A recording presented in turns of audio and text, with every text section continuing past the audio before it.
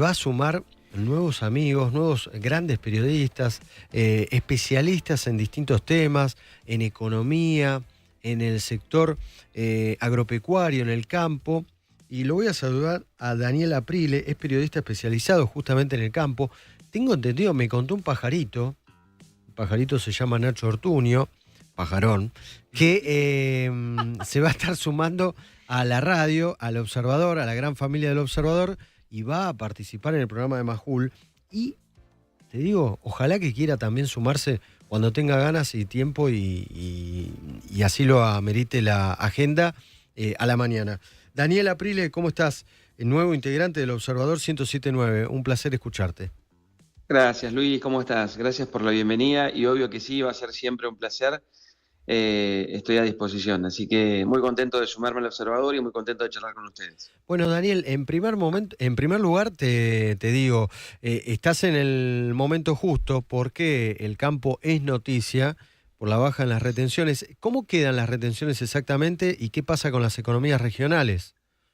Bueno, mira, hay una baja importante en lo que es la soja, que pasa de 33 a 26. Vos me parece que ahí tenés la gran cuestión. Las retenciones bajan un 20%. Esto quiere decir que le mejora el precio a los productores. Vos vas a tener a partir de ahora una mejora de precio concretamente. Vamos a tener que esperar al lunes para tener la letra chica de lo que es el anuncio, pero concretamente le vas a mejorar el precio a los productores porque estás en una condición bastante complicada. Yo te decía, del 33 al 26 en el caso de la soja, y después vos tenés en el resto de los cultivos otra mejora también. Ahí tenés, por ejemplo, en el caso del trigo, la cebada, el sorgo y el maíz, que son el resto de los cultivos extensivos más importantes, pasa del 12 al 9,5. Y en el girasol, que tenía un derecho de exportación del 7%, pasa al 5,5%.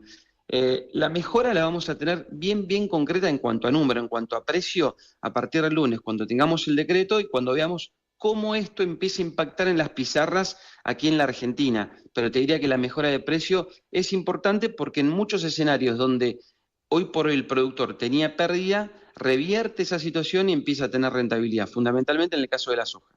La plata que no entra a las arcas del Estado, ¿cómo planea el gobierno recuperarla o tiene suficiente hándicap para que no influyan estos 800 millones de Y dólares, ¿no?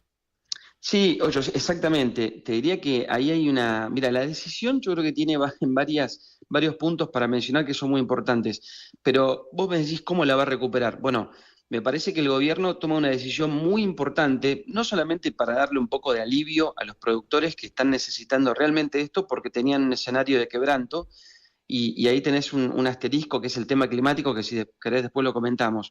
Pero lo más importante es que el gobierno de esta manera va a darle un incentivo a los productores para que empiecen después a comercializar estos granos y después esos granos los tome la industria, los exporte, liquide las divisas y esa plata empiece a entrar a las arcas del Banco Central.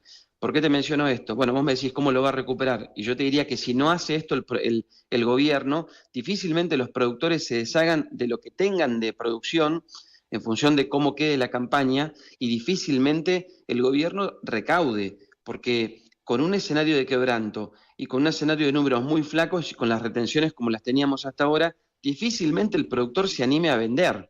Entonces, si no vende el productor, si vos no lo incentivas para que venda, directamente no te va a entrar nada. Yo creo que la decisión de cómo solventar esto está basada en lo que es el superávit que le ha dado el gobierno hasta ahora, pero la mayor preocupación no solamente es cómo recuperar esto, sino qué íbamos a hacer en este primer semestre del año si es que los productores no apuraban o no, Ujú. no vendían su producción porque no iba a tener directamente el gobierno quizás las reservas que esperaba. Bueno, Daniel, mencionabas el tema climático. ¿Qué es un mal año para el campo? ¿Qué hay? Malísimo. ¿Por qué? ¿Por la sequía? ¿Hay Por sequía? la sequía, sí, sequía y muy fuerte. Y además yo te diría que no solamente es la preocupación la cantidad de agua que no cae, es el estrés térmico, es decir, las altas temperaturas. Vos calculá que una ola de calor como la que acabamos de pasar te deja un déficit hídrico muy importante, es decir, las plantas empiezan a secarse, no tienen la floración que tienen que tener, la soja no tiene la cantidad de porotos que tiene que dar la planta, todo empieza a disminuir. Y ahí es donde ve el productor la mayor complicación, porque por más que le bajen las retenciones, si no tenés producto, si no tenés grano cosechado, difícilmente puedas aprovechar todo esto. Entonces, el tema climático me parece que es fundamental y está incluso por encima siempre de las retenciones, porque es lo que define después cuánto vas a tener vos de producto de rentabilidad. Mm. Influyó y mucho, te hago la última, Daniel Aprile, Sí. periodista especializado en el campo, que se suma a la gran familia del Observador, va a estar desde febrero en Majul 107.9 y cuando así lo amerite y tenga ganas, en la mañana del Observador. Sí, siempre.